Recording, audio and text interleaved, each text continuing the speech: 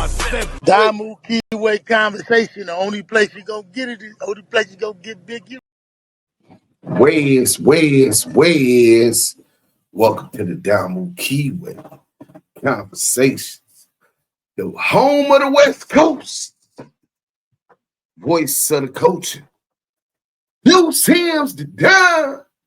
And we had to come right back at it like a crack at it with the hot content. We got the content. Smash that like button, bang that like button. It's like taking your chucks off before you enter a gangster's home. Just a little sign of respect, especially since what you finna get. And that's some of the hottest, dopest content on the internet. You know what I'm saying? From the hashtag ETE, Damu and Kiwe Conversations. Blueface starting a gang war. Neighborhood Bloods, 20s. Black Peace Stone Nation. Fruittown Brand. And the Playboy Gangster Crip. So I know he didn't diss the Fruittown Brand, but he should be a little bit sharper than that, but he really goofy. You know what I'm saying? I'm going to show y'all how goofy he is at the end of that. And then we also going to get into the opportunity to talk about Brazy. I like what Brazy said. I like the Brazy position. You know what I'm saying? Why this nigga is proclaiming like he gangster when he just get out. You know what I'm saying? So, nigga, you got out on bullshit, nigga. You know what I'm saying? Is you trying to benefit off of a war so that you could get your cell phone? Is that what's going on? Because you got money on the table, and the cold thing about it, you and your dumbass lawyer don't even know how to handle the business right. Facts. But in any event, we're going to go ahead and first show y'all, we're going to get right into the content. Let's go like this real quick. So, Blueface just get out for those who's been living up under a rock or those who really just don't really keep up with what's going on after doing state prison time. Parole from a 50-50 yard. A 50-50 yard is like a dropout yard. It means 50% of the yard is general population.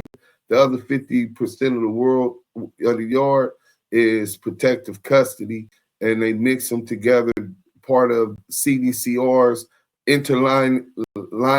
interlineation of the state penitentiary, the state prisons, and it's like that everywhere except the level 4s, 180s. They still standing on business. And if you go to one of those 50-50 yards and you bring your paperwork and they know you came from there and you didn't get off within a certain amount of days, most people consider that you're bad and you can't go there either because you have programmed with protective custody people, chomo, pedos, and rats. Where CS2BACK would be at if he was locked up. You want to know why? Let's get into the content. And the BPS Bloods and the Playboy Gangster Crips on a song with DDG, and they got inmates in prison tripping out about it. I'm squabbling a tank twin. Where you from? Because I'm squabbling on stank twanks and pool putts. Oh my goodness, Diddy, you're not finna compare me. They're gonna be like, man, this nigga going crazy. You talking about some valedictorian shit. Say, and this a gang of homies, and say he in there squabbling and this, that. That's what he doing on West Side Lanes. He has to. On F4G, that nigga got to, or I'ma breathe on him. I'm on him regardless, just because this the game. Look, he has to bounce on here and say who he talking about, who he get in with. GM. Blueface gotta bounce on here on lanes because he just jumped on that live and popped it on some homies and said, and this 20s, this Blackstone, this all that on lanes that you came to jail, you went high power gang, and you and went to the pen, you went PC, all type shit. So I seen another person say, hey, where you was at before you went to that yard. Again, you have to get on there and say that. Ain't no hate, it ain't nothing, it's all good in the hood. Happy a month. That's happy people go home. Jesus Christ. But With gang members, if he was a regular person, it'd be good. With gang members, dead homies, especially from the land, you ain't getting away with lying.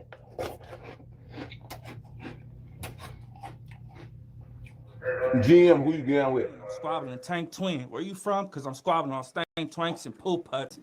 Oh my goodness, Diddy, you not finna compare me. They gonna be like, man, this nigga going crazy. Now that is B Brazy right here. He's on the left.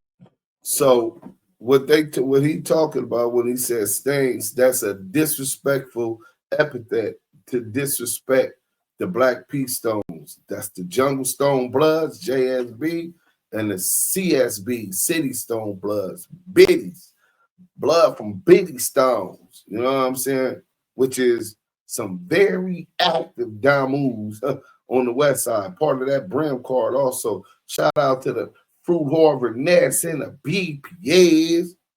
So FHNH BPS is kind of like very close on how they function, how they move, the enemies they share, etc.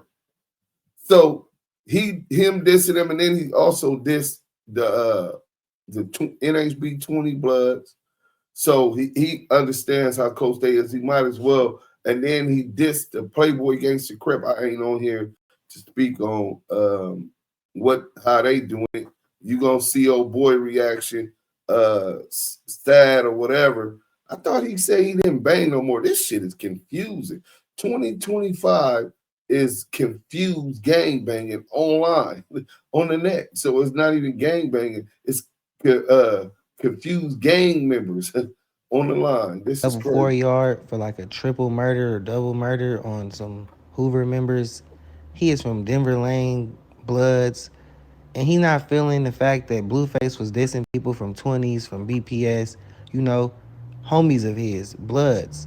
So he calling cap. He saying Blueface is on PC yards. Blueface went high power in the county, meaning he used his celebrity status to go to like not a PC, but like a certain level where you have no conflict, where they He went to high security, they said, in the county. I don't know if this is true. This is what Baby Brazy is saying. And we're going to get into who Baby Brazy is, a little bit more of those who don't know. You know what I'm saying? And it seems like Blueface is trying to start a gang war because now you even got Bloods. Shout out to the Lanes. Shout out to the families. It's the West Side Bloods really function together. See, Wack was never a part of none of that. He wasn't at them tables. Dead homies he wasn't. You know what I'm saying? Go back to the Valley or go to Hollywood or go over in the 60s or something, you know what I'm saying, where they'll keep him in the mix. He was out of the mix. That's why he didn't even know what FHN was when I first met him. But Baby Brazy, like you say, got life, I think, I don't know how much time he got, but a life sentence, allegedly. And he's standing on it because, nigga, this blood. You know what I'm saying? In the county, nigga disrespect some of the homies. Nigga, like, well, nigga, I'm from 20. Nigga, I'm from Blackstone in, nigga. Fuck, nigga, we gotta get in. Nigga, I need that. You know what I'm saying? And that's the press that Baby B Brazy is doing right now on Blueface. And not only just from a gang standpoint, now they're getting to critique his gangsterism as a whole. Hold on. Nigga, you ain't who you got in with. You went to high power. Now I'ma really flame him up because I know one of the homies he got down with, I think there was a reception. A New York homie, the homie Lean Brim, knock blood out. Hold on. I'm finna try to call him right now and see what, because I remember when they homies told me about it, and then Lean told me, I know Lean got packed out in the county by the neighborhood Crip. Let me see, man. Lean is a Brim homie from New York. 5'9" Brim. Nigga, salute to the homie Lean. You know what I'm saying? Let me see. I think it say New Lean Brim. Let me see. So maybe it's not that one. You know what I'm saying?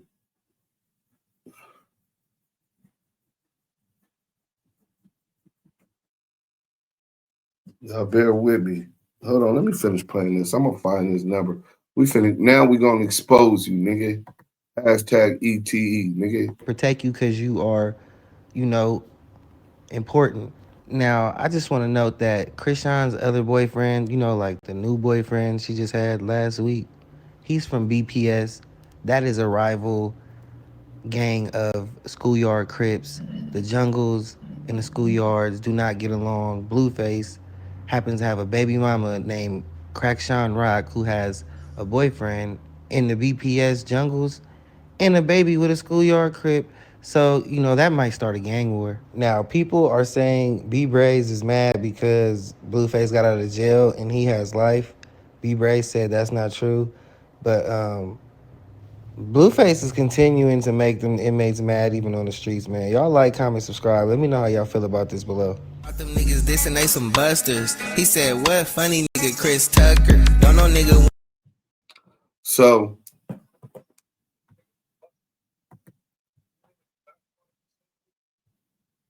yeah, don't nobody want to be seen with the Crip cop, bro. Niggas is gonna start tripping.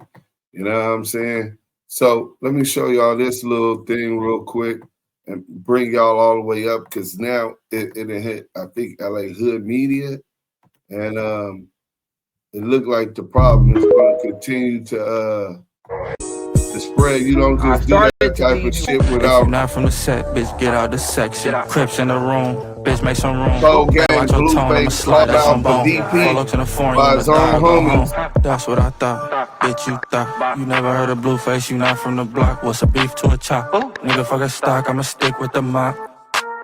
Antics, crazy.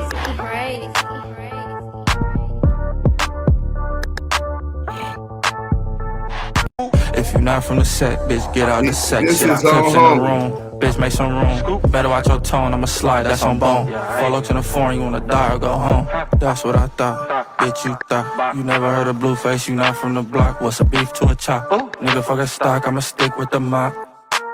Antics, crazy. So, nigga, bring your nice ass to the town, pussy. Get your issue. So now the Schoolyard Crips have called him out. Salute to the Schoolyard Crips for not allowing this dude to try to start a gang war. This LA's already on fire. You know what I'm saying? And this nigga is not an active man. He is not sliding on nothing. He ain't gonna bail none of you niggas out when you niggas do y'all Dougie, because the homies gonna come do they Dougie. Y'all know where this shit could go. You know what I'm saying? Of all hoods, the schoolyard should know where this shit could go. You know what I'm saying? So the schoolyards with the Blackstones, the 20s, that you might as well say the FTBs, because the homies is neighborhood fruits all day, 20 brims all day. You best believe that big bank day. You know what I'm saying? So, and then you got the Duse, the VNs. Man, listen, bro. They not trying to go through all of that because of this nigga. If y'all got to go through that or y'all on that, okay, that's on y'all decision. A lot's been lost in these years of gang banging. Niggas taking field trips back and forth. Niggas getting caught taking field trips back and forth, right? I get and understand that whole dynamic. But if it's going to be that, don't let it be by a nigga who ain't going to be nowhere, who's going to throw the rock, hide his hand, and ain't gonna be nowhere around when shit gets shitty. You know what I'm saying? Ain't gonna have no bail money, ain't gonna have no box of blammers, no, ain't gonna contribute shit to it, but gonna get it started. You know what I'm saying? But maybe, I don't know, maybe he could do what he want to do. You know what I'm saying? But then you see Zoe Sama in the chat. He said, "Cuz squabble Mayweather, doubt he worried about any phase on Crip." Baby Brazy says, "Shouldn't have did it, peas." Fire. So now they knowing that this nigga probably finna get DP.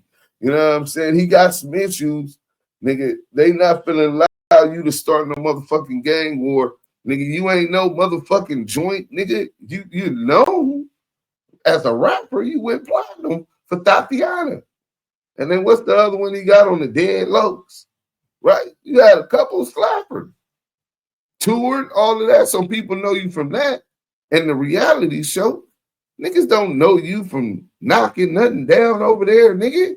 You wasn't no full-fledged active gangbanger at no point in your life. You know what I'm saying? So let's go to the next one, man. Let's go to the next one. Oh, hold on, wrong shit. Let's go back. Boom. So let's go here. So now here go Big Sad. Who you are. You just popped up, whatever, cool. I'm like, damn, I don't know this nigga, but he got the real scrap yards in his videos. You feel me? So I was like, whatever. So that's a disrespect to School Yard Crip about you. when he say scrap yard. Then they tell me you from Santa Clarita. But fuck all that. Let's meet up and die, nigga.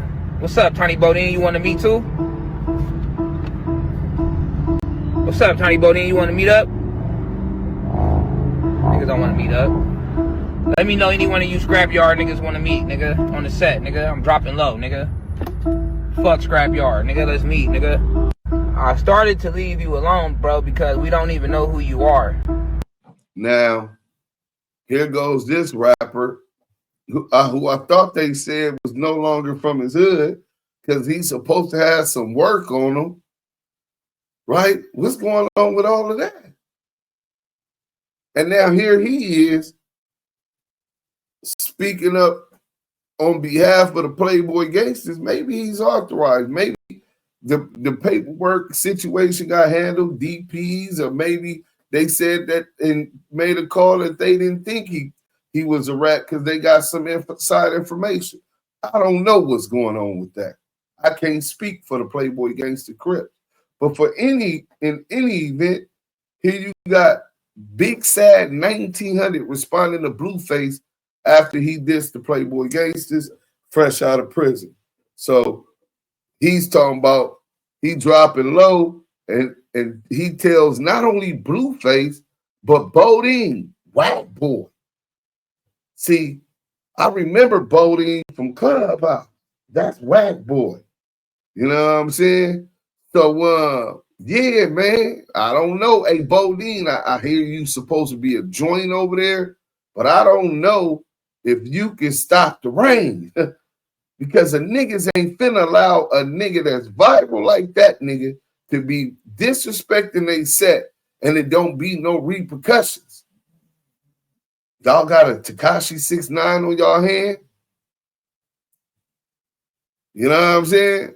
Because I mean, I'm hearing something. I don't know if it's true. What's the essay? Blueface supposed to make statements on the essay that tried saying that he tried to rob him. And he got cracking on him out in Vegas. I ain't seen the work though. But now he's starting the gang war. I don't know. Is y'all working with the federal task force to amp this shit up and put LA on flame more so y'all can get some more indictments? Are the Playboy gangsters under investigation? Is the schoolyards under investigation? Is the Blackstones in the 20s under investigation for RICOs? I don't know. Why would you get out of jail from a 50-50 yard and then do this? And then you got Big Sad 1900. Y'all tell me in the chat, is Big Sad a rat? Is Big Sad still good in his hood? And is he authorized to speak up on the Playboy gangsters and for the Playboy gangsters?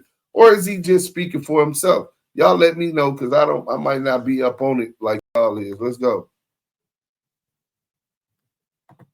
So then you got Petty P, Big Sad responds to Blueface after he dissed his section fresh out of prison. And then you got Krishan Rock eating licking toes. Here go Baby Brazy again.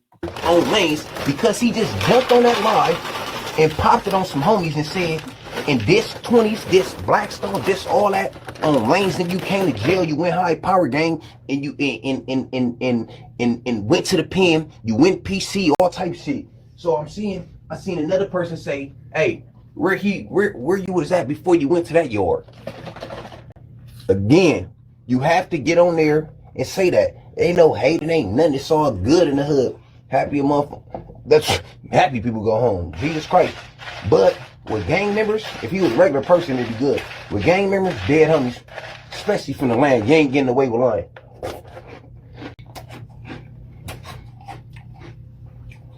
GM, who you getting with? I hit the homies from Blackstone, and I'm here with plenty of them, and they say, GM, Blueface gotta bounce on here. First day in, I'm squabbling Tank Twin. Where you from? And we fucking up the streets, yeah, no construction. Make these hoes wait, cause I'ma stick to money. All face shots, yeah, boy, that's where we aiming. Loud mouth fast, nigga should've bought a money. Bitch don't like rappers, but her wrist full of carrots. Now you know where I'm from, this shit get ugly in seconds. Hundreds on hundreds, that be stuffed in my pocket. Boy, you better quit playing, we gon' come through and shred you. If you not from the set, bitch, get out the section. Crips in the room, bitch, make some. So we're going to go ahead and get into, I'm going to find that other video. We're going to get into who Baby B Brazy is. Y'all hit that like button if y'all ain't already did it. Sub if you ain't already did that. Now we finna get straight to it. We're going to get into Baby B Brazy. And then I'm gonna end it and tell y'all why this nigga is a goofy. You know what I'm saying? The blood who got put on by his mom. I told y'all this is like a rite of passage in our shit. 50-something years of legacy. Shout out to the LA Lane. Cold out in Miraloma. Quiet enough to hear the hum of streetlights before everything broke loose. 1 second it was car engines and chatter. The next it was screams and gunfire cutting through the dark. 2 bodies hit the pavement. 1 girl bleeding, paralyzed, crying out for help that never came. They said the shooter told the crowd, "I'm not scared to die," before stepping into the smoke. Nobody laughed that night. The street didn't forget his words, but this story didn't start there. Long before that gunfire, he was just a kid from 109th Street, a blood raised by a blood, and the hood already had plans for him. DeAndre L. Bonner came into the world on February 15, 1991, right in the middle of South Central Los Angeles, where gang politics were as normal as Sunday dinners. His block sat near 109th and Figueroa, deep in Denver Lane Blood territory, a small gang politics are just like family dinner every single day. This is in your household. My dad from the set. Uncle's from the set. It's different, bro. You know what I'm saying? Your dad's a fireman. You look up to your dad, you're going to end up seeing about what being a fireman is about, and you might like and aspire to be just like your daddy. Stretch of streets that had seen generations live and die just like over red flags and pride. The people around him didn't talk about escaping the hood. They talked about surviving inside it. By the time he could ride a bike, he already knew which corners belonged to who and which colors could get you pressed. There was never a man at home to teach him how to be one. Only older homies and a mother who already knew what gang life looked like. His mom wasn't a stranger to that world. Also, to all the parents that's in the land, that's in California, if you, as a father, specifically the fathers, if you don't teach your son how to be a man inside that household, the streets is going to teach him how to be a man on them streets. If you don't teach your kid and you're not there for your kids like me, like the mistake I made, not being there for my son. Thank God he didn't become a gangbanger, that he didn't start selling drugs or any other criminal behavior. Good kid. I'm fortunate. Thanks to my baby mama. Salute to my ex-wife, Keisha. But if you don't teach your son how to be a man in that household, then the streets are going to be the ones that teach him what being a man is. People said she was respected, connected, maybe even a little feared. She wasn't just watching her son grow up in it. She was part of it. In their neighborhood, the line between family and gang blurred so much that it disappeared. When people said family, sometimes they meant the set. By the time DeAndre turned 12, the Denver Lanes were already family to him. Older members saw something in the skinny kid who didn't talk much but always paid attention. He didn't need to be told the rules because he'd been soaking them up his whole life.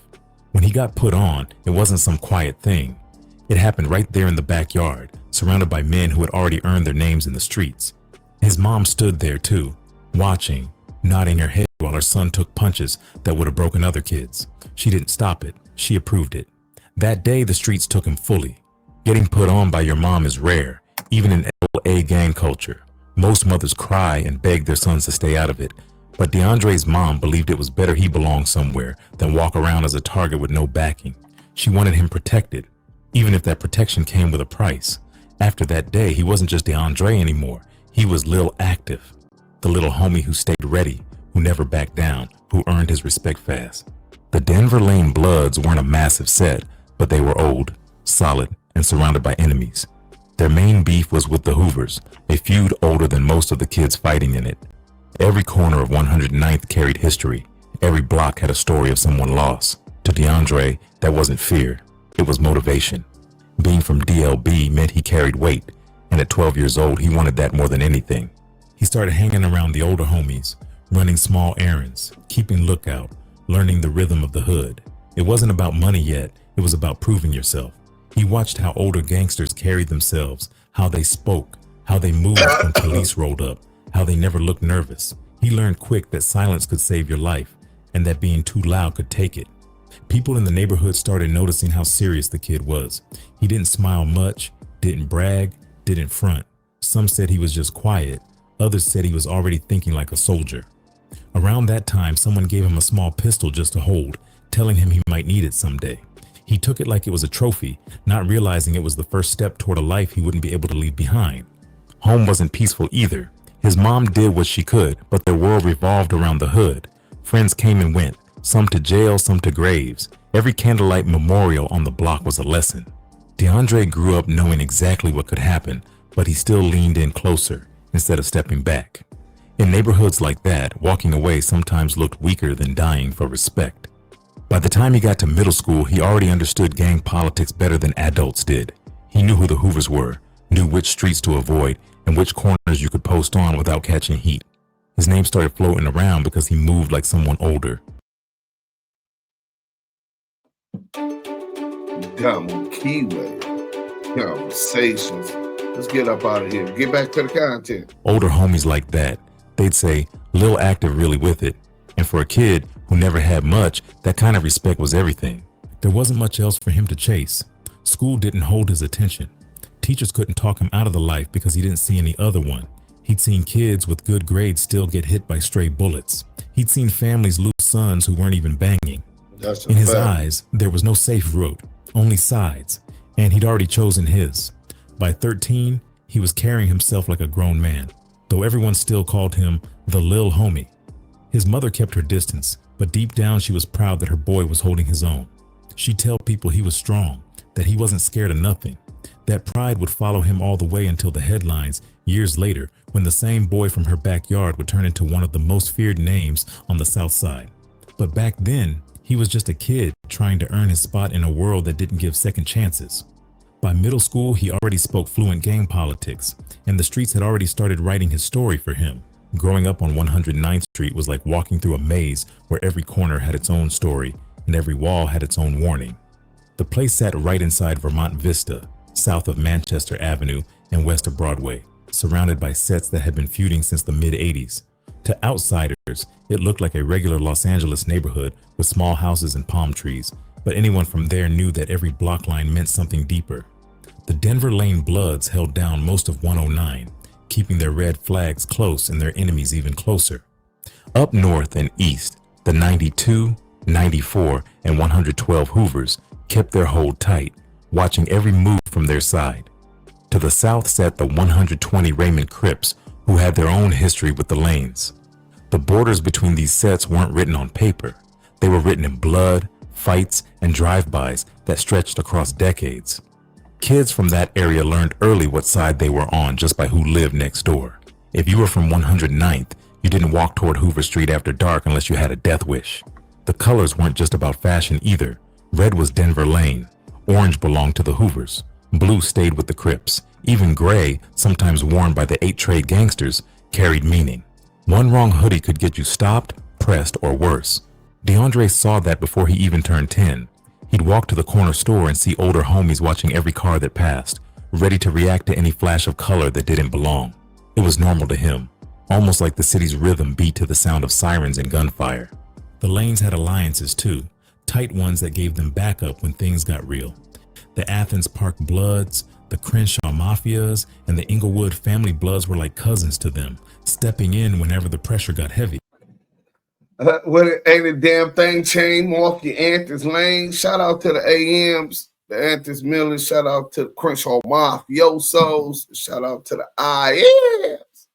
9277 Border Rats. You know what I'm saying? Let's go. But yeah, they telling you about how close these gangs function. These really function. Them is still the homies. Niggas see them at functions and stuff also. Especially big Damu functions when I was younger, you know what I'm saying? But that's where I met Bone. But I used to go to the Chris Shaw to the bottoms with Spider. VIP to the homie Spider. Yeah, if y'all don't know who Spider, coming with the new twist of both shit for the riders. And if you don't know me, call me YG Spider, homicide from the wild, wild west side. Christian Mafia gangster. No, I ain't I bank it much faster than Swift. Psycho ass terrorist. Best beware it is. Young, sick ass G. And that be me from the 10th Street by the close swap meet. Off century. Rest in peace, nigga, to the bro. But shout out to him, and I'm named after Big Eminem from IF, Inglewood Family Bloods. I got a real blood name. Eminem is a blood name. You know what I'm saying? He was a straight gangster. He used to hang in the Fruit Town, and he got to that bag. Rest in peace to him. So the intertwining and inner alignment, and I'm Big Eminem at that. And from Fruit Town Brims, the alignment of and relationships built over centuries of families mating, niggas fucking they homegirls, you know what I'm saying? Niggas related to niggas from they hood, you know what I'm saying? But specifically for the LA lanes and their allies, close allies is the Antics Parks and the Crenshaw Mafias. And then the Antics Park, when you say Antics Park, then you got to say the Miller Gangster Blood.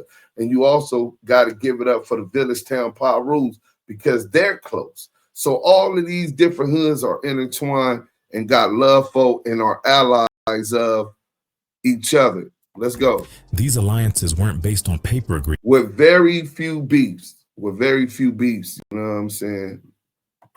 But on shared wars and the same enemies. When a Hoover hit a lane, other blood sets felt it too. That's how thick the politics ran in South Central. DeAndre started to understand all that before he even hit high school. He'd see RIP shirts getting printed at the swap meet for boys who weren't much older than him.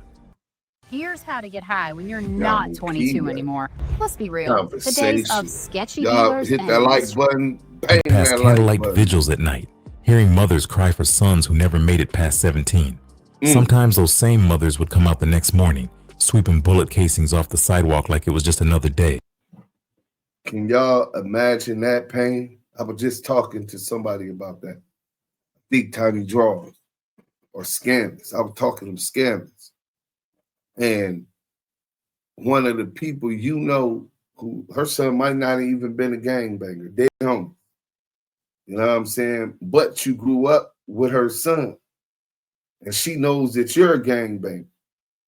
And this kid walks to the store and he loses his life because a rival gang of Eminems slid through looking for members of the Fruit Town Brims, and instead of shooting a Fruit Town Brim, they shot any little young kid that looked like he could be from over there. And I almost lost my life like that. I didn't want to gangbang. I didn't want to get, man, my mama moved to Inglewood, then Gardena, about the hood, trying to keep us away from the gang. Nigga, I was competing in spelling bees and got offered courses at Cal State Dominguez University while I was in the 7th grade. I didn't want to gangbang. And some Crips, allegedly, some Crips tried to knock us down, unloading 52 shots and missed. I was never a gang member at that time, but that night, I picked up my red flag and I start banging this Brim shit. So the Crips put me on Brim, Fruit Town Brim. You know what I'm saying? Because I wasn't finna be the victim. And to be at the funeral and that kid mom who didn't gangbang is crying and wailing, and she said, just promise me I ain't gonna be the only one crying. We gonna get to it. Let's go. That was the reality of 109th. The violence wasn't just on the news, it was on the same block where he played football as a kid. It was around this time that DeAndre started hanging closer with older figures from the set, watching how they handled street politics. They called him Lil Active, but he moved with the awareness of someone twice his age. He knew which streets belonged to who, where the Hoovers hung out, and which alleys were safe to cut through. He wasn't scared to cross lines, but he was smart enough to read the room before stepping in. Every night, the sound of helicopters circling above made sleep feel temporary. The cops were always in the area, running raids, chasing cars, breaking up crowds. The LAPD and Sheriff's Department had their own zones of control too, and sometimes that made things worse. The more they cracked down, the more the sets tried to hold their ground. DeAndre's generation was growing up in a city where being calm looked weak, and being fearless got you notice. By the time he reached his early teens, he'd already seen more death than most grown men. A friend from down the street got caught in a crossfire outside a liquor store, and that stuck with him. It didn't make him want to run from the life. It made him lean into it. Every time a Denver lane got hit, he took it personal. Every time a Hoover bragged online, he felt it was aimed at him. Life on 109 wasn't about finding peace. It was about making your name mean something before someone took it away. To DeAndre, the street wasn't a choice. It was the only language he knew.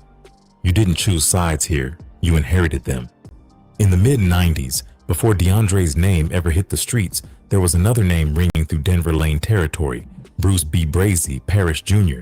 He was one of the original faces of the Damu Riders movement, a group of blood rappers who put their stories into music while the Crips had... Rest in peace to my nigga Brazy days. I knew Braze. Then really got to chop it up with Braze. You know what I'm saying? Braze used to come to the hood too. VIP Spider used to come to the hood, dice games, all that in the project. The homies know in front of Nino house and all of that. Blood used to come with me because me and Spider was going to Crenshaw Mob, going to El Camino Community College together in 98, 99, right? So so he would come to the hood or whatever, rest in peace to him. And B Brazy was coming to the hood before him, like 94, 95, when Liz, shout out to the homie Liz from Hunters, and Cudahy was getting money together, and B Brazy used to fuck with Cudahy. Let me give y'all my B Brazy story when I first meet B Brazy. So I'm on my shit at this time. It's 94, 95. I'm in the projects. I got the thing on me. I see a Datsun Beat 210 pull up right there and park on Catalina across the street from the University Gardens front gate on Catalina. And so I see him, and I couldn't really see the face because it's a gate and you can't really see. So I walk up to the gate, and then I come out, me and the homie, Tubu Gangster. And we come out, and we own him. The nigga is getting out. I'm looking like, where's the driver at? The nigga is getting out the passenger seat window, nigga, like the Duke's Hazard, nigga, because the doors didn't open, nigga. Real Figueroa Rider Gang street nigga, grimy nigga. You know what I'm saying? He getting out the passenger window. I'm like, oh, blood, that's what's up? B Brazy, what's bragging? Like, what's up, blood? What you doing over here? This Brams. He like, oh, blood, I fuck with the homie Liz, and I knew Liz because I fuck with Cudahy tough. Shout out to the homie KD, Street Riders Motorcycle Club. KD was the president of Street Riders Motorcycle Club. But anyway, that's the first person who signed me to a record deal. You know what I'm saying? Cudahy, KD. So I knew Liz, and I knew he was going there. So they went up in there, and they making their money, playing the game or whatever. And then last time I talked to Brazy was I was in the county. So 1999, one of his relatives, where he said it was his relative, was in the county with me, dark skinned, stocky nigga, real quiet. It was his first time in the county. It was me, Baby Snake from 20s, and I don't remember who else was with us, but the homie from Lanes was there. And I was like, yeah, blood, what's up with Brazy? And he was like, oh, blood, that's my relative. And he called him, and Brazy was like, yeah, blood, my relative. This is his first time in the bounty. Look out for him. I said, on B Gang, ain't no look out for. Nigga ain't nothing finna happen to Blood. As long as he willing to take his phase, nigga, Blood ain't finna get done without me getting done with him. You know what I'm saying? And he was like, for sure that. But we had baby Snake from NHB, a cold lefty with knockout. We was smooth, but niggas wasn't even tripping off that. Baby Drac from Baby Drac, Lowlife from School Yard Crip was in there with me, and Al dead homies. That's where I first met them. And so we left that module and went to the 2600 day room where we ended up kicking off the 2600 riots, stabbing up the essay. That was legendary. But back to what I was saying, that was my B Brazy story. That's the last time I talked to him, and that was the first time I met him. Let's go. Snoop and C Murder repping their side. B Brazy was young, flashy, and proud of being from Denver Lane. His songs mixed neighborhood pride with real-life pain, and his charisma made him a legend among blood sets across Los Angeles. The Damu Writers era gave the Bloods a voice during a time when Crip culture dominated hip-hop. Their music videos showed faces people recognized from the block, not polished studio stars. For the Denver Lanes, B Brazy was more than a rapper. He was proof that someone from the red side could make it big without switching up. Kids on 109th looked up to him like he was family, and young DeAndre was one of them. Then came 2003, when the news hit that Bruce Parrish Jr. had been shot and killed. It happened after an argument that turned deadly in Inglewood. The man who made Damu Riders a street anthem was gone before he hit 30.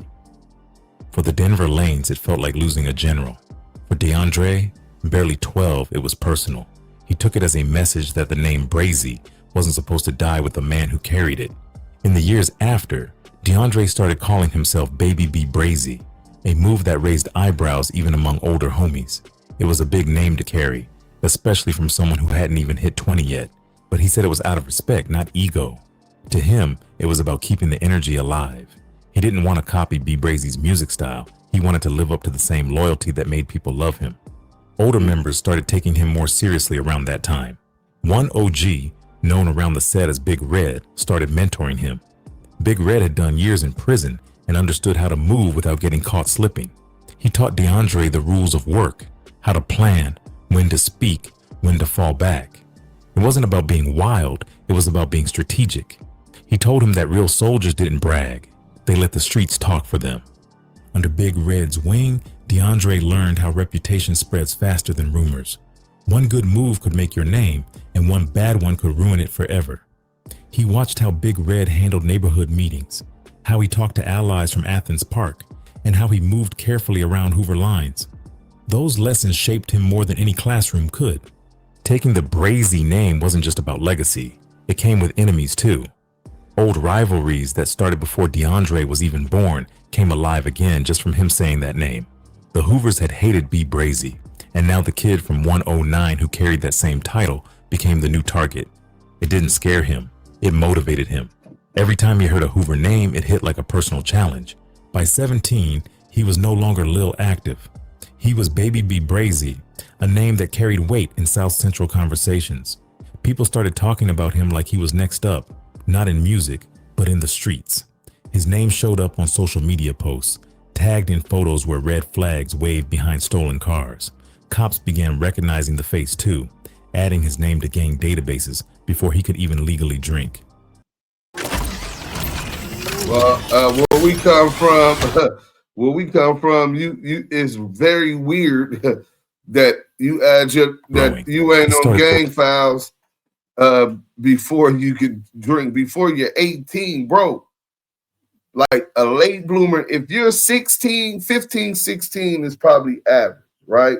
Niggas still gonna look at day one, niggas gonna still look like nigga use a new booty, nigga. Unless you been around there, but niggas still gonna be like you jumped off the porch late because some niggas started at 9, 10, 11, 12, 13, 14. You know what I'm saying? But 15, 16 is probably about average 15, 16, you're a late bloomer, right? 17, 18 niggas is looking at you like you Christopher Love boys. You know what I'm saying? You know how many wars could go down during that? We're going to get into those statistics and all of that and make this an educational moment. But let's get back to organizing younger homies, telling them to move smarter, to watch every car that passed, to treat every street corner like it was being watched. He wasn't a loud leader, but people followed him anyway. Something about the way he carried himself made it clear he wasn't pretending. The death of Big Red around 2012 hit him hard. The OG was killed in a shootout near Western Avenue, and that loss cracked something inside DeAndre. The man who taught him patience was gone, and what replaced that patience was anger. From that point forward, he stopped trying to avoid the war and started trying to win it. He wasn't chasing fame, he was chasing revenge. By the time he reached his 20s, Baby B Brazy wasn't just a name on 109th. It was an identity that carried both respect and fear across Los Angeles. To his set, he was a young soldier who held down the lane with pride. To his enemies, he was a walking reminder that Denver Lane never forgot its dead. Every time someone whispered his name, they said it with a mix of respect and caution. What started as a tribute had now become a mission. The name Brazy wasn't just a nickname anymore. It had turned into a prophecy, one that would follow him everywhere, from the streets of South Central to the stories that would later make him infamous. He didn't know it yet, but that same name that earned him respect on 109th would also drag him into the kind of violence that only ends two ways, in a cell or a coffin. The story between the Denver Lane Bloods and the Hoovers didn't start with Baby B Brazy. That tension had been boiling for decades, stretching back to when the Hoovers were still flying blue and calling themselves the Hoover Crips. Back in the mid-'80s, something split that bond wide open. The Hoovers broke away from the Crips and started calling themselves Hoover Criminals instead, building their own code and claiming independence from the rest of the Crip structure. It wasn't just a name change, it was a power move that changed the streets of South Central forever. When the Hoovers dropped the Crip title, they didn't lose the street mentality that came with it. They just took it and rebuilt it into something even colder. Their main territory stretched through the heart of Los Angeles, from 43rd all the way up through 112th Street. They ran it block by block, and anyone not part of that world was seen as competition. The Hoovers stood out because... So let me clarify this for all of you non-affiliates. The 5 Duse Hoover Crips are still Hoover Gangster Crips, right? They represent and ride with the rest of the Hoover identity first and foremost, but they still hold on to the Crip title.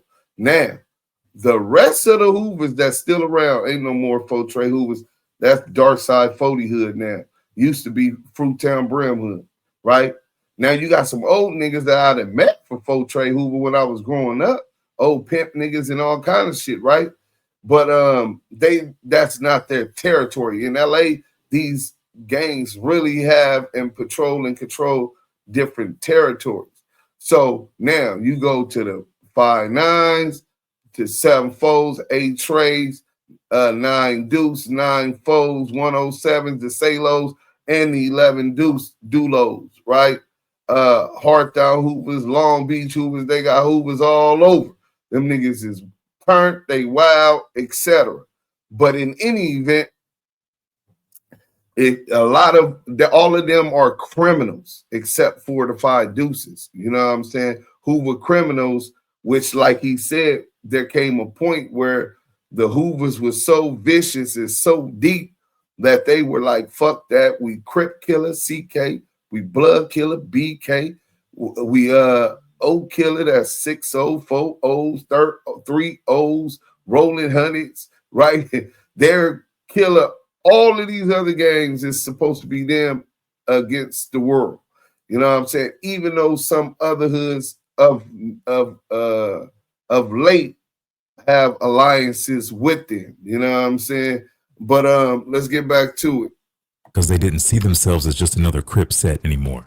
They were something different, something darker, something that wanted total control. The Denver Lanes had been holding their corner of Vermont Vista long before the Hoovers rebranded, and that overlap on 109th was where the bloodshed began. The Lanes had been repping red proudly, standing shoulder to shoulder with other blood sets like the Athens Parks and the Crenshaw Mafias. To the Hoovers, that was a problem. Every inch of territory meant money, respect, and dominance. The streets between 108th and 112th turned into invisible battlefields. A simple drive through the wrong block could be a death sentence. So when they said these blocks turned to actual battlefields, like I was talking about going to the store to get some milk for your cereal, and the kid losing his life. You know what I'm saying?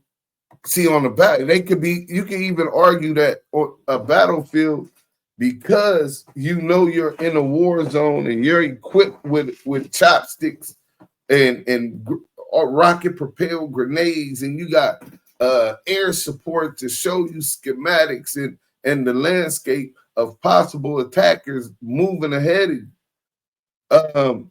All you got is your brothers in your community and those that joined in alliance with you to protect that community from those who want to unalive non-affiliates just because they live in that community.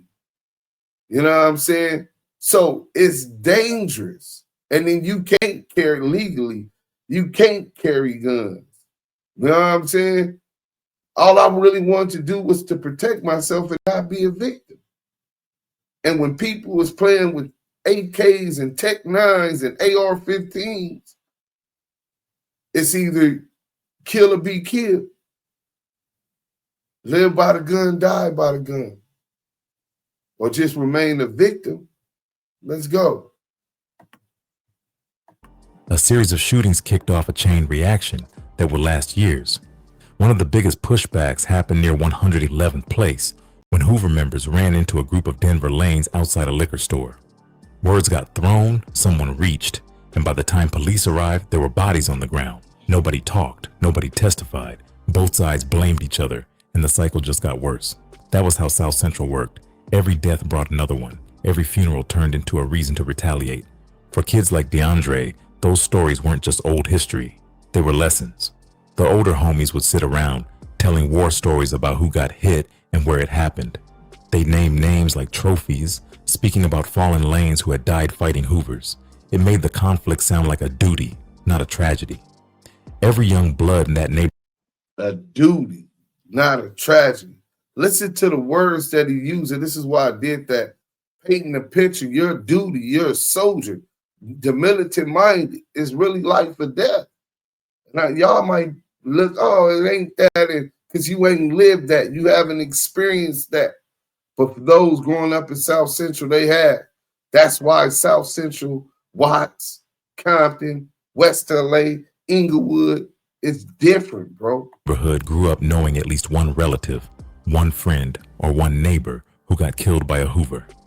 That pain got passed down like a family heirloom. The HK tag started showing up on walls and tattoos everywhere. It stood for Hoover Killer, a statement that didn't need much explaining. It wasn't just a phrase, it was a badge of honor in that part of town.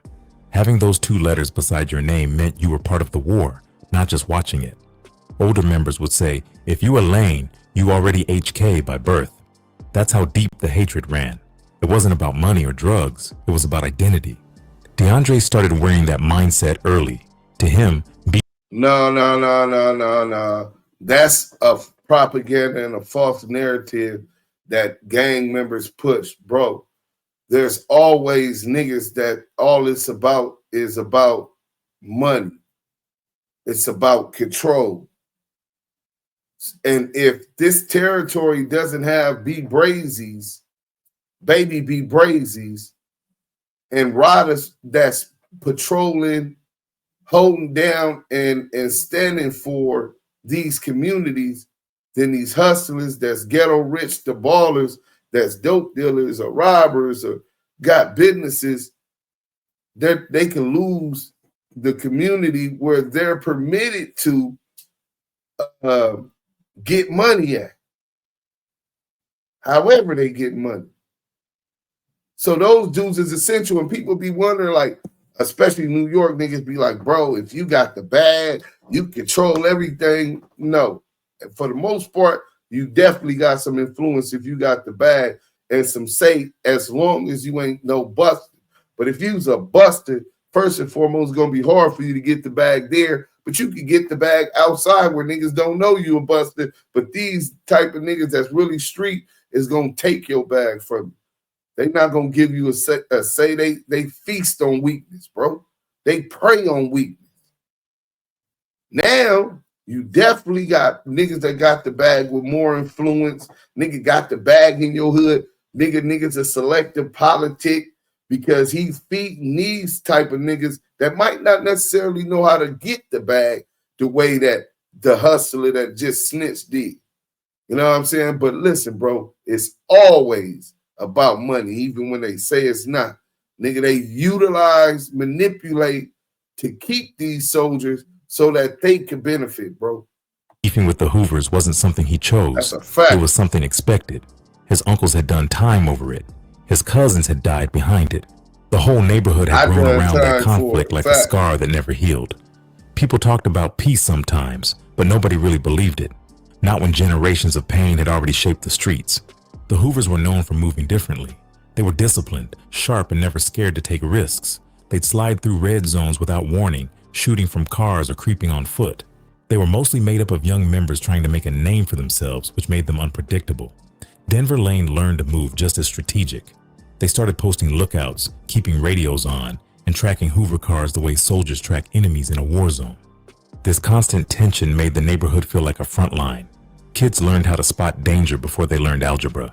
They knew which direction gunshots came from, which alleys to run through, and where to duck when headlights flashed at night. The city might have called them gang members, but to them, it was survival. Every corner held a story of revenge, and every story fed the next one. DeAndre saw it all play out before his eyes. He saw how older homies carried pride in their scars, how funerals turned into roll calls of fallen brothers. He saw how mothers dressed in red still stood tall at candlelight vigils, refusing to cry in front of cameras. That toughness shaped him. He began to see violence not as something wrong, but as something necessary. The way soldiers talk about war, that's how the Lanes talked about the Hoovers. He began hearing stories. Let me tell y'all something. That right there, he seen violence not as something negative, but as something essential to survive. Because we come from trauma, and you grow into this, what you call it, where you know family members, friends, all of them, all kind of people in your community that have lost their life to the so-called oppositions, right? And when you talking about survival, fuck the motherfucking law. They don't give a fuck or ain't here to protect motherfuckers from getting chopped up. In fact, they happy that more niggas is dying. A lot of them LAPD officers and sheriff officers that they sick on our community are totally ignorant of the people never been a part of and don't come from our community. And besides that, their loyalty is to the blue wall, that shield, that badge. So when you have people who naturally, innately, for their own survival, understand that the police is the slaves derived from the slave catchers, and they're here to uphold the law, which has criminalized you for being black since the Emancipation Proclamation, it's going to be fuck the police. And that's the reason why right now, all of these organizations, these tribes, these villages that they label gangs are being targeted for RICO. The leaderships is being decimated to weaken. So we no longer have structure. We no longer have fight. How many civilians, if it came down to it, are prepared mentally to experience war experience and have it in their heart, the courage to say, fuck that law, this is what's right, and we gonna stand for it. Not too many. The Bloods and Crips are in a unique position there. Shout out to the Latin Kings. Shout out to the folks. Shout out to the Moes. Shout out to the Vice Lords, L Rookins, Folk Corner Hustlers, the Latin folks. Those are the only ones who have fight left in them. The rest of this population in the United States are just lambs waiting for the slaughter, who've been taught and trained, conditioned to abhor violence and not believe in justifiable murder and or violence. And in that case, you're going to remain lamb waiting for the slaughter, because they definitely been chopping us down all along. Let's get back to the content. Is about past legends from we are the last names like Big Brazy, Peanut, and Red Dog, who had gone head-to-head with Hoovers in the 90s and early 2000s.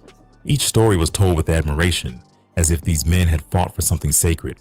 DeAndre wanted to earn that same kind of respect. Every time someone mentioned a Hoover name, it lit a spark in him. He didn't care about fame, he cared about revenge. It wasn't just about who was right or wrong anymore. It had become a cycle of inherited violence. The Denver lanes saw the Hoovers as sworn enemies, and the Hoovers felt the same way. No one remembered how it truly started, but nobody cared to find out. What mattered was keeping the loyalty alive. That loyalty turned into an unspoken law. If a Hoover took one of yours, you had to take one of theirs. Psychologists might call it trauma, but in the streets, it was just life. For kids growing up in South Central, violence was like background noise. It was the way people coped with loss and proved loyalty at the same time. To outsiders, it looked senseless. To them, it was structure. The more DeAndre heard about the feud, the more he accepted that his role was already written. He wasn't trying to break the cycle. Y'all understand that? It's structure. And to survive, we understood the importance of some kind of structure. And we could be a whole lot better. I look at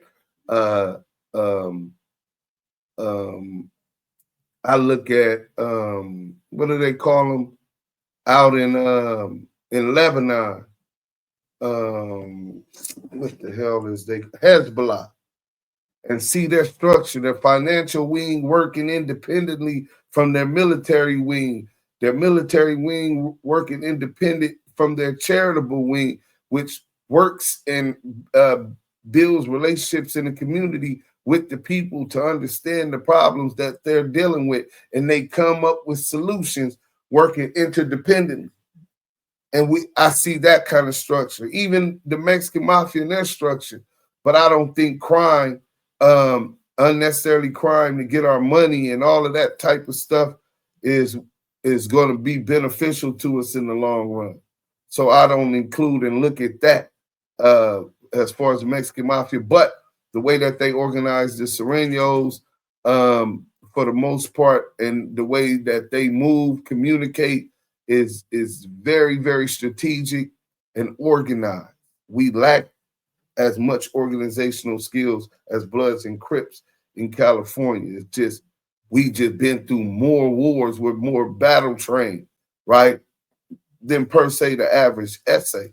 Even though they've been through their wars, some of them, it just wasn't as intense as the statistics I'll be providing y'all at the end of the show. Let me use the bathroom real quick. Hold on.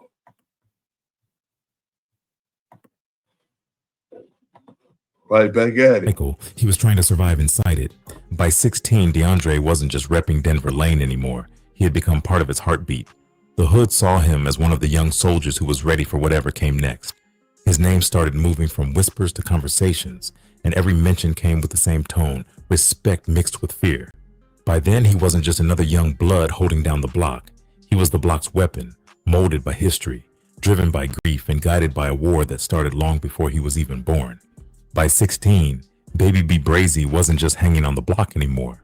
He had started moving like someone who wanted to prove he could handle pressure. Older homies began trusting him with small runs, mostly things that required heart and quiet focus. He'd slide through Hoover territory on solo missions, tagging up walls and snapping pictures just to show he could get in and out untouched. That was the kind of energy that got people talking. In the streets, it was never about what you said. It was about... Yeah, y'all don't know nothing about that. You know what I'm saying? Sliding into Dinker Park and striking up and all that. You know what I'm saying? King Park and all that. You know what I'm saying? When you young, man, that's another way that niggas earn stripes, man. You know what I'm saying? To get your name out there. Let's go. What you did when nobody was watching. Back then, the internet had already started changing gang life. Social media made every move visible, and DeAndre knew how to use it to send messages without saying a word. He'd post pictures in enemy zones, standing by street signs that spelled out danger. He'd throw up his set, sometimes with a smirk that looked more like defiance than pride. The post didn't need captions. Everyone who mattered already understood what he was saying. Those little flexes built his legend faster than anything else could. People started whispering that he was the lil homie who didn't miss, the one who pulled up and handled business without hesitation. Nobody could say exactly how many hits he had been involved in, but the rumors alone gave him weight. When the police started taking pictures of graffiti walls, they noticed his tag showing up in too many places it shouldn't have. To the Denver lanes, that meant respect. To the cops, it meant attention. He had a way of moving that made older members respect him. He didn't talk too much, didn't brag, didn't post things that would get him caught. He carried himself like he'd already seen too much, even though he was still a teenager. When he showed up at neighborhood meetings, older heads treated him like a grown man. By 17, he had already earned his stripes the hard way, but the streets always had a price. It wasn't long before he caught his first real charge. The case came in 2010 after a fight with officers during a traffic stop in South Los Angeles. The report said he refused to comply, and when they tried to detain him, he swung on them. Damu Kiwe conversations. Get up out of there. They used tear gas to control him, but even while coughing and blinded, he still tried to fight. That story spread fast.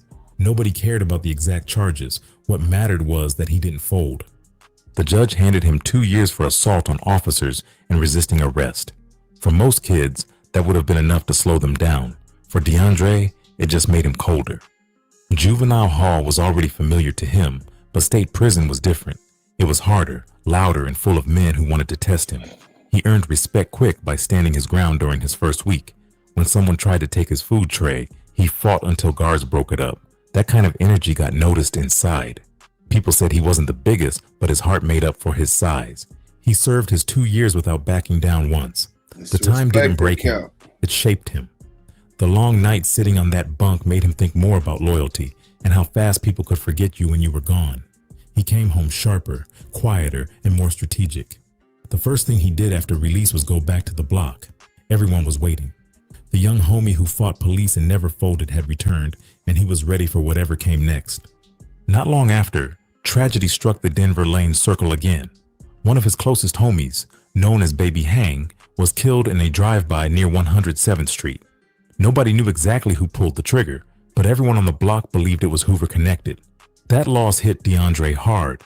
Baby Hang wasn't just a friend. He was like a younger brother who had always looked up to him. The two had made plans to make money together, maybe even move away from the city someday. All that disappeared in one night of gunfire. The funeral brought out the whole set. Red flags waved high, faces filled with silent anger, and DeAndre stood near the casket without saying a word. When people tried to comfort him, he only nodded. Later that night, he pulled aside one of the older heads and said something that stuck. It's gonna be a hot summer. In that world, those words didn't mean weather. They meant war. A hot summer was the code everyone understood.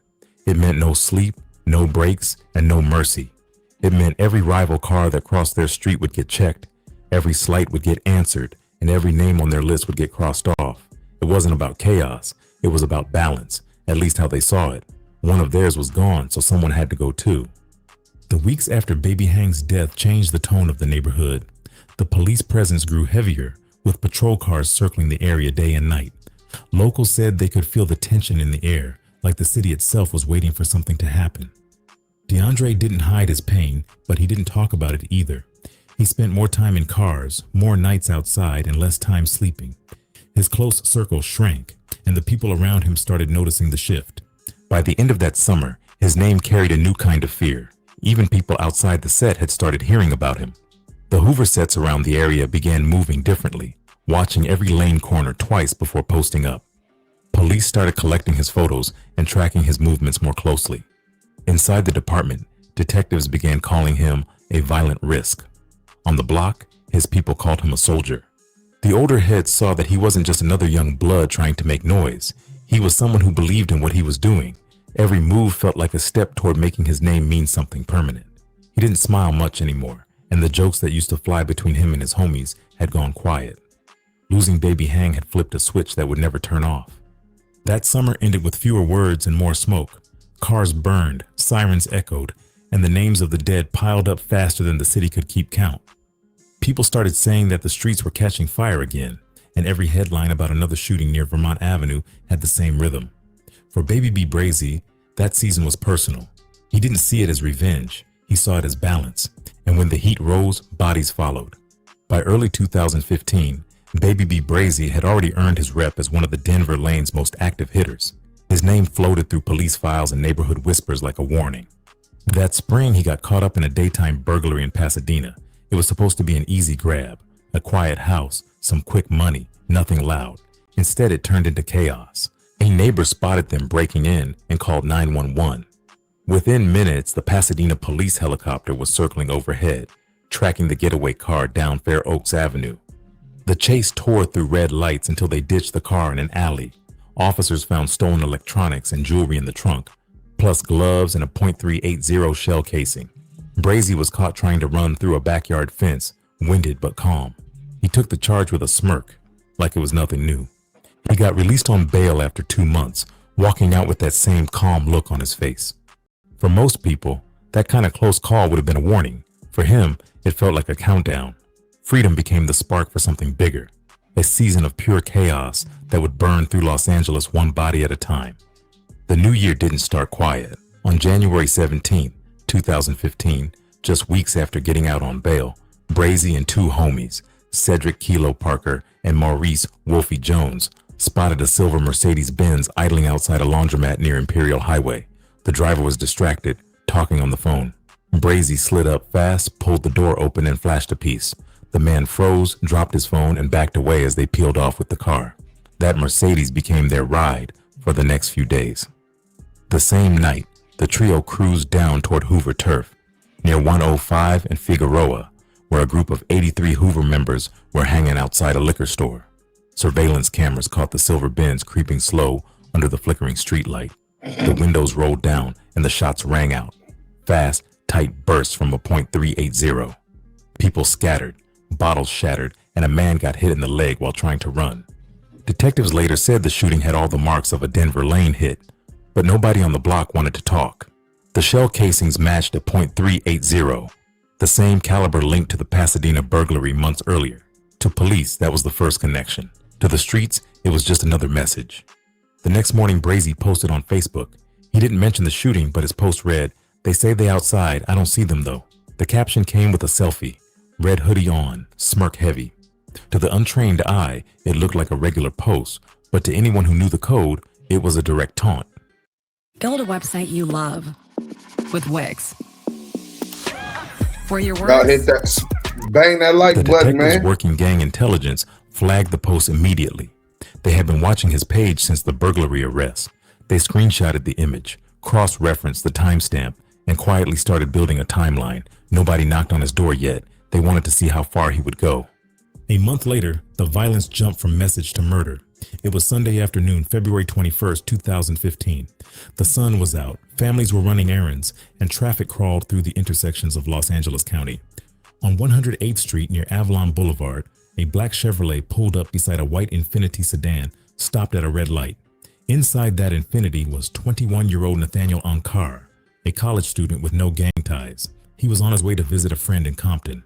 Witnesses said the shooter leaned halfway out of the window, aimed and fired multiple times into the driver's side. The first shot hit Nathaniel in the chest, the next in the shoulder, and one grazed his neck. The Infiniti drifted across the intersection, bumping into a parked car before stopping. The shooter's car sped off, tires screeching as bystanders ducked for cover. Police and paramedics arrived minutes later, but Nathaniel was already gone. One witness, a woman named Letitia Williams, told investigators she saw the whole thing from her porch. She described a man with a tattooed neck and short braids hanging out the window of a black Chevy, his arms steady, eyes cold. That detail stuck with detectives.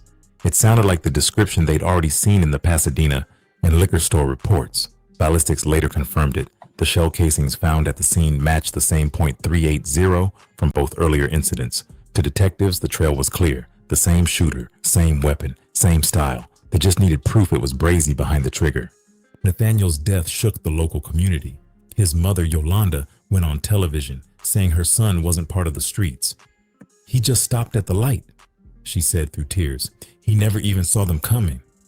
That line hit everyone watching. It showed how random the violence had become. Now that's nasty work.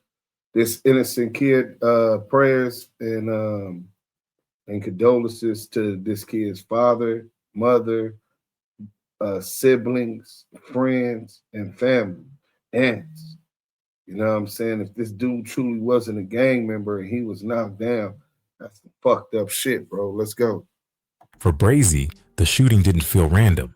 In his world, it was another hit in a war that had no rules. He bragged quietly to people around him, saying the streets were getting cleaned up.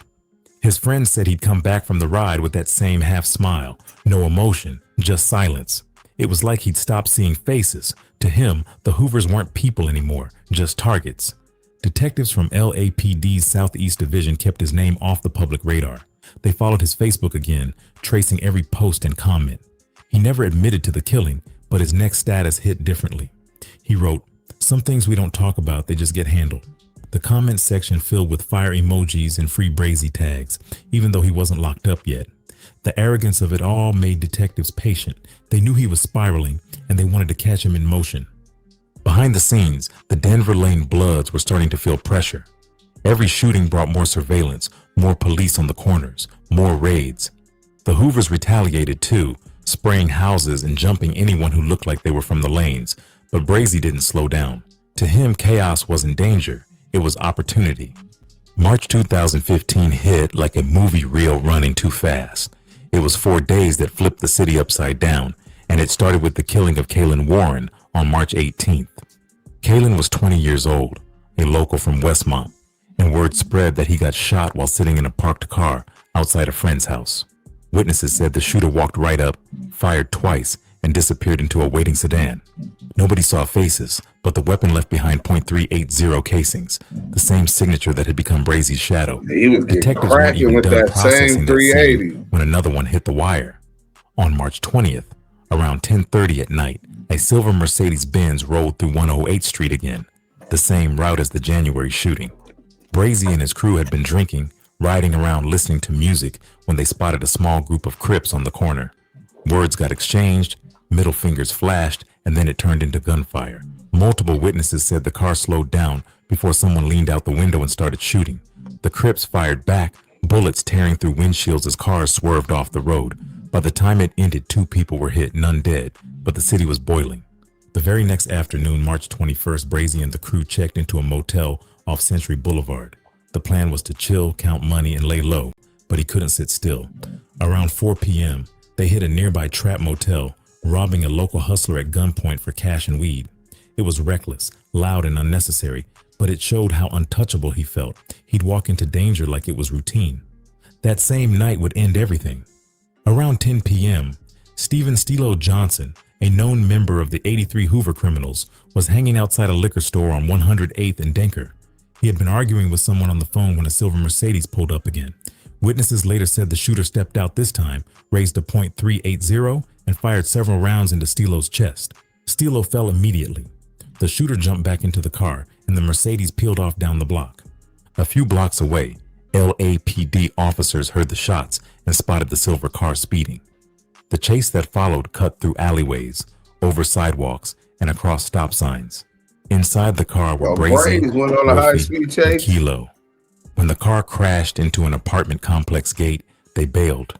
Brazy disappeared into the dark, running through backyards. Kilo tripped and got caught by officers. Wolfie got tackled near a dumpster. The gun wasn't in the car, but officers found shell casings in Kilo's pocket.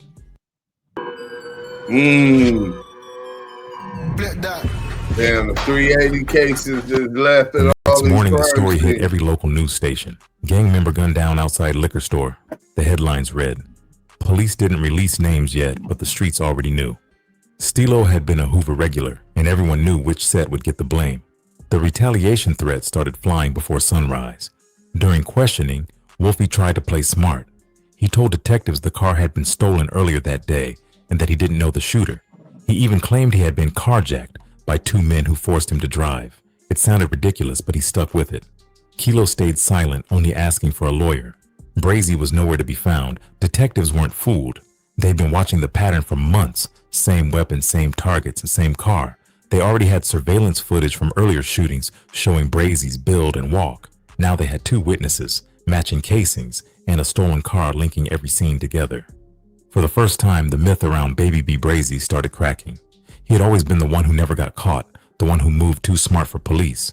But the heat was real now. The Pasadena case had given them his fingerprints, and the ballistics were stacking against him. They even traced one of his old Facebook photos showing him with a silver Mercedes just weeks before the liquor store murder. While police searched for him, he stayed hidden in South Central, moving between friends' apartments and backyards. He shaved his head and used other people's phones. The Denver Lane set was split. Some said he needed to get out of state. Others said he should stay and fight it. Brazy didn't listen to anyone. He still walked around the neighborhood at night, quiet and focused, watching patrol cars roll by like they were ghosts. By the time the sun rose on March 22nd, everything had changed. Stephen Stillo Johnson was dead. Cedric Kilo Parker was sitting in a holding cell, and Maurice Wolfie Jones was weaving lies to detectives. And somewhere out there, Baby B Brazy was still free, but not for long. The city buzzed with rumors, half in fear and half in respect. Some called him a monster, others called him a soldier. Either way, everyone knew one thing. The war on 109th had found its most dangerous player. By sunrise, one was dead, one was caught, and one was running, and the whole city was watching. The morning after the shooting of Stephen Stillo Johnson, South Central felt like it was holding its breath. LAPD and the sheriff's department rolled through Vermont Vista heavy, blocking off streets and kicking in doors. Detectives already knew who they were looking for. The name Baby B Brazy had moved from neighborhood rumor to an official manhunt file. Every corner in Denver Lane territory got hit with search teams. Helicopters circled low, sirens echoing down 109th Street, and the hood lit up with word that Brazy was on the run. He didn't make it far. Around dawn, police tracked a silver Mercedes parked near a small apartment complex in Inglewood. Inside the car, they found a half-empty soda can, a red bandana, and .380 shell casings in the cup holder. A K-9 unit swept the area and caught a scent trail through a nearby alley. Within minutes, they found Brazy hiding behind a dumpster, breathing heavy but still quiet. The same calm look on his face he'd had during every other arrest. The gun, a .380 semi-automatic, sat under a cardboard box near his feet. It was clean but still smelled like burnt powder. Officers cuffed him without a struggle. When they walked him out, neighbors filmed it on their phones, their voices mixed between shock and silence. For some, it was just another day in South Central. For others, it felt like watching a ghost finally get caught. Back at the station, detectives began the discovery process. Ballistics came first. Every casing matched, from the Pasadena burglary to the liquor store shooting to the murders of Nathaniel Ankar and Stephen Johnson. The same weapon, the same trajectory, the same shooter. Then came the digital trail. Cell tower pings placed Brazy's phone near each crime scene at the same times. They pulled up Facebook posts, time-stamped within hours of every attack. It was all there. The arrogance, the coded messages, the same rhythm that had taunted detectives for months. Meanwhile, Morris Wolfie Jones had been sitting in county jail after his arrest from the chase. He tried to play smart again, denying everything, but detectives weren't in a rush. They had a plan, something called the Perkins Operation. It was a tactic where undercover officers posed as inmates to get suspects talking. They placed Wolfie in a holding cell with two supposed inmates who were actually working for law enforcement. Hidden microphones recorded everything. The officers acted casual, asking about the case, pretending to be sympathetic. Within an hour, Wolfie started talking. He bragged that his bro did it clean, saying Braze finished him, hit him right in the chest. He laughed while telling them about how the car crashed and how Brazy ran through the apartments barefoot.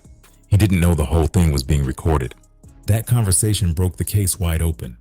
Detectives had confirmation linking the crew to the murders straight from one of their mouths.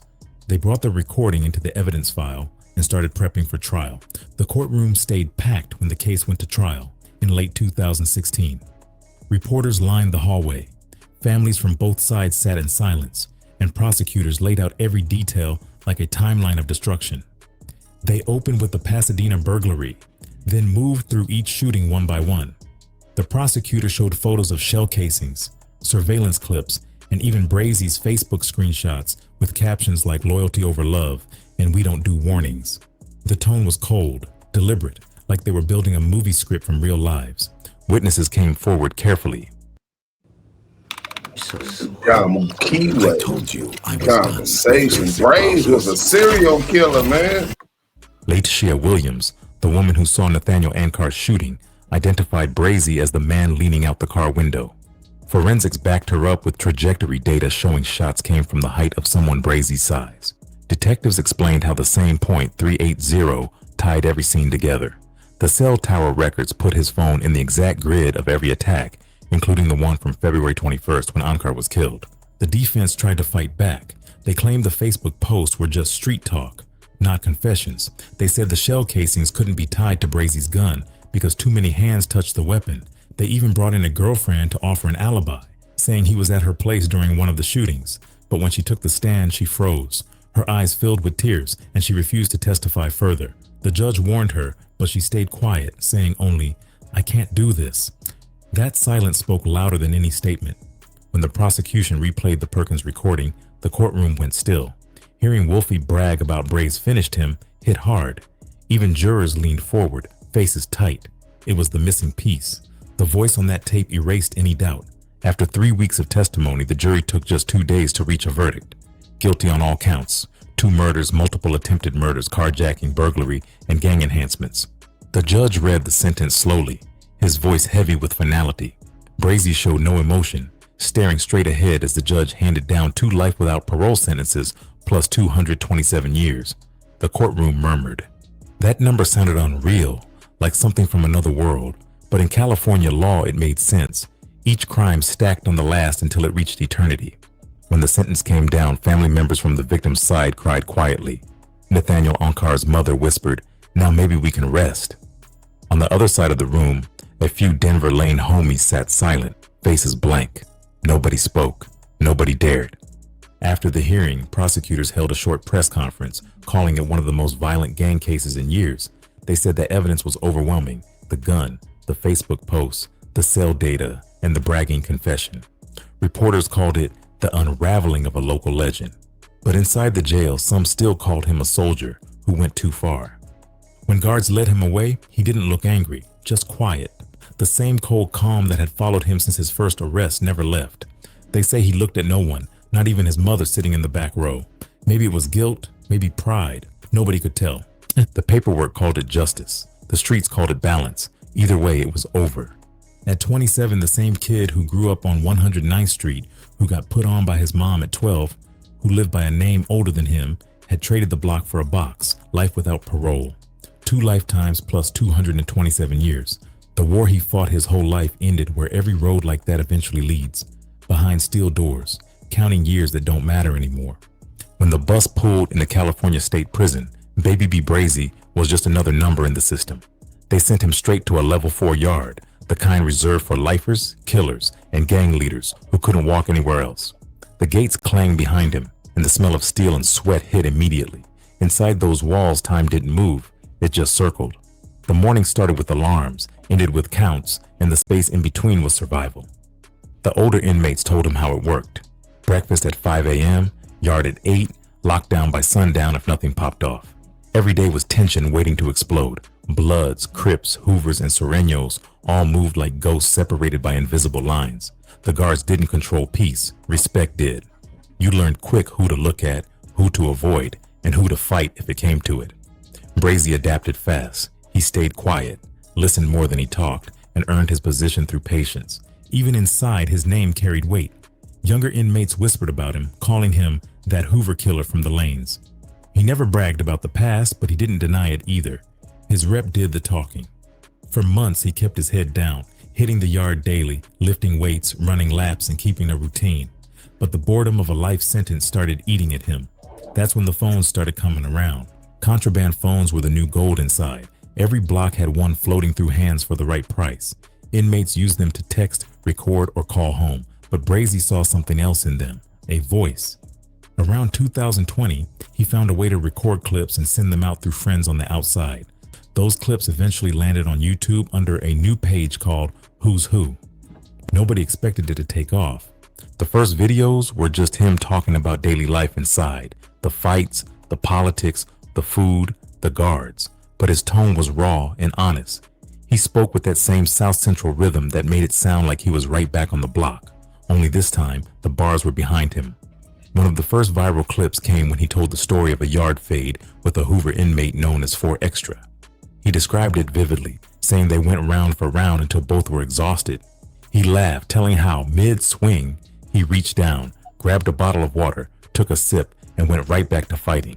Didn't even drop my fade, he said, smiling through the phone. The internet ate it up. Pages like No Jumper reposted the clip, and suddenly thousands of comments filled with disbelief, laughter, and praise. Some called him delusional. Others called him real.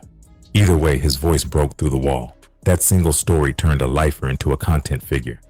The YouTube channel grew fast, hitting hundreds of thousands of views. Each upload came with new stories: smuggling, discipline, prison codes, told with humor, pain, and street knowledge all mixed together. But fame inside prison comes with danger. Other inmates started getting jealous. Some thought he was clout chasing. Others said he was putting too much out there. The guards hated it too. Every time a video dropped, the administration launched cell searches, trying to find the phones. They'd tear his bunk apart, toss his letters, and still come up empty. Every time they confiscated a phone, a new one showed up. It became a game he refused to lose. One of the biggest controversies came from his HK tattoo, the same initials he had inked years before, standing for Hoover Killer. Photos of the tattoo leaked online, and rumors spread that he'd been stabbed inside for it. YouTubers started spinning stories about how Hoovers had jumped him in the shower. When he finally addressed it, he did it with that same calm tone.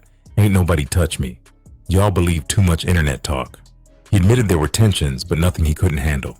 He said he respected real ones on all sides, but still stood on his truth. That response hit hard because it wasn't defensive. It was controlled. It showed how much he'd matured. The same kid who once reacted with violence now used words as his weapon. Still, not everyone likes seeing a blood with a camera in prison. Some officers tried setting him up with false write-ups, accusing him of running a gang propaganda operation. Each time they caught a phone, he just built another channel under a new name. Then came the infamous Vaseline story. He dropped that one night in 2022, talking about corruption inside the system. He told how some guards looked the other way while inmates extorted others, how older convicts preyed on new fish, and how he once saw a CO smuggle in Vaseline for the wrong reasons. The way he told it was part comedy, part horror, part reality check. "This the type of sick energy behind these walls," he said, looking straight into the phone camera. That clip blew up fast, crossing 1 million views in a week. People outside started debating whether he was exposing truth or exaggerating for clout. Podcasts picked up the topic, No Jumper, Street TV, and others ran headlines like Baby B Brazy speaks from prison. Bang that like button. Let's go. Y'all getting this content. It's almost over. It gave him a strange kind of power, the kind that reached far beyond his cell. Fans started sending money to his commissary, writing letters, even trying to visit. He had built a digital army from behind bars, but that attention also brought pressure from inside. Some inmates didn't like how his words painted the yard. One altercation broke out when another lifer accused him of talking too much. They went heads up in the day room, and afterward, he walked back to his cell bleeding from a cut above his eyebrow, laughing it off like it was just another day. The guards transferred him to another unit soon after. Even through all that, he kept pushing. Each time they found a phone, he found another. Each time they deleted a channel, another popped up. His content shifted too, less about fights, more about reflection.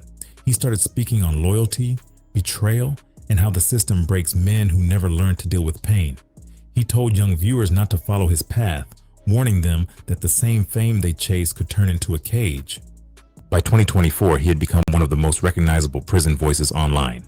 His quotes started circulating across TikTok and Instagram Reels. People repeated his lines like gospel. "You can cage the body, not the voice." That became his motto. It summed up everything he had turned into, a man locked down physically but still free in thought. Inside those walls, he was still DeAndre Bonner, inmate number J76942. That's inspirational. You know what I'm saying? I might disagree, but I don't know the circumstances about that case. But they saying old boy was a non-affiliate and an innocent. I don't know whether or not he was or not. I would love to hear Braze talk about it, and if he was, have he made it right with his God? You know what I'm saying? Have he prayed and asked for forgiveness? It ain't my place to judge him. You know what I'm saying? He got to deal with that when he sees and meets his maker. You know what I'm saying? And his relationship with the Most High.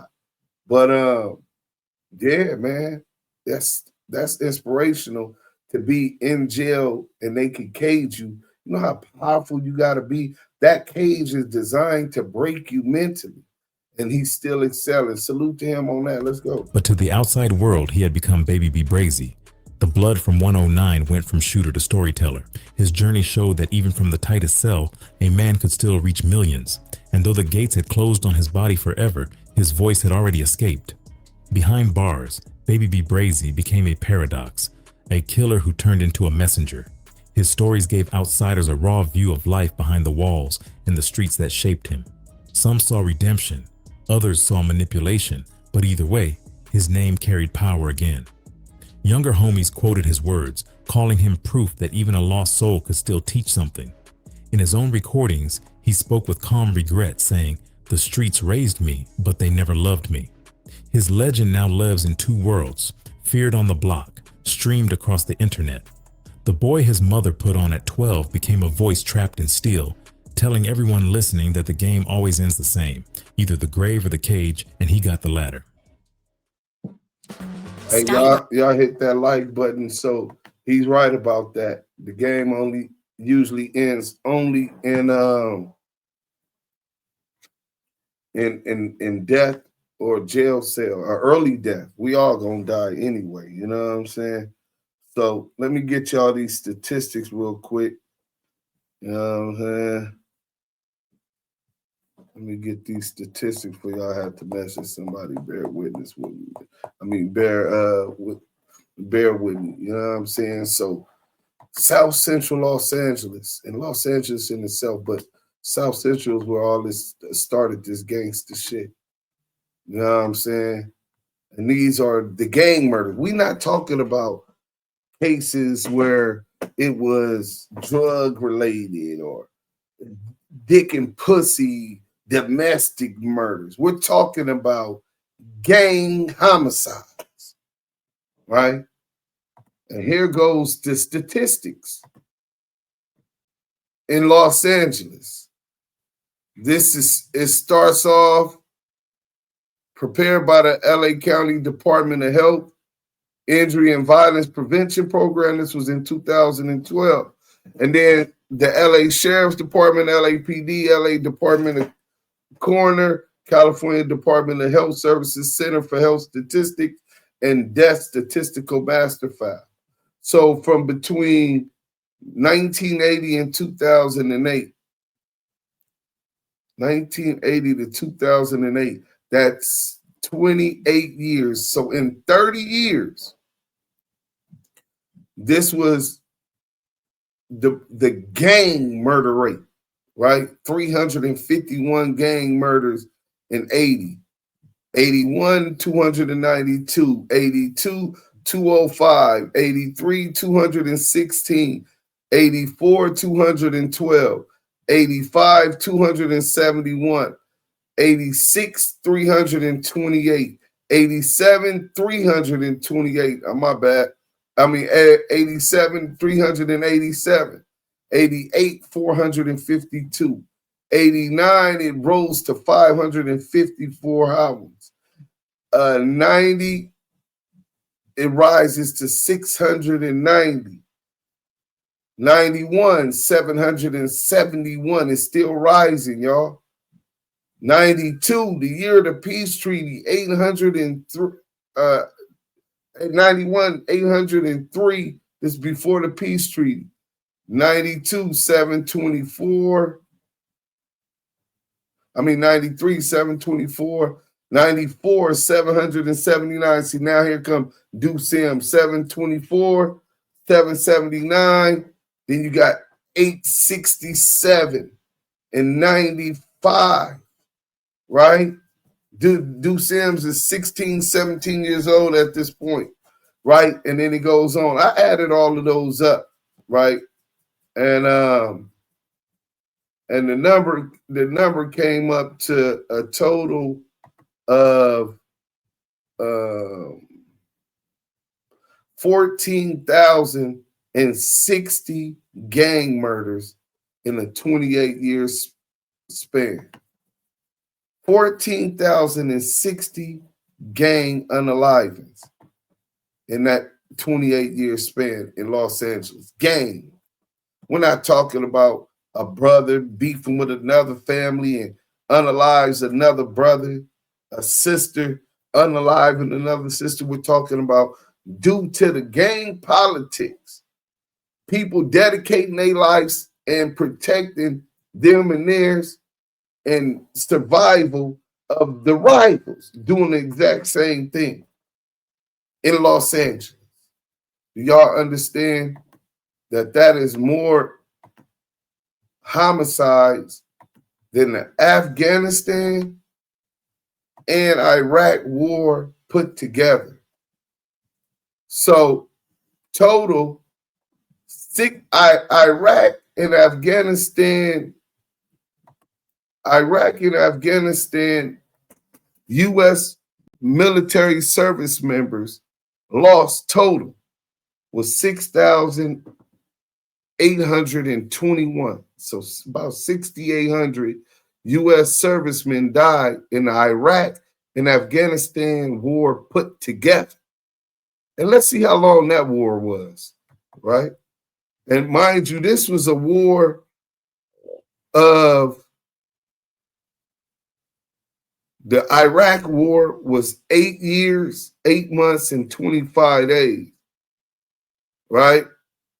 And then the war in Afghanistan was 19 years, 10 months.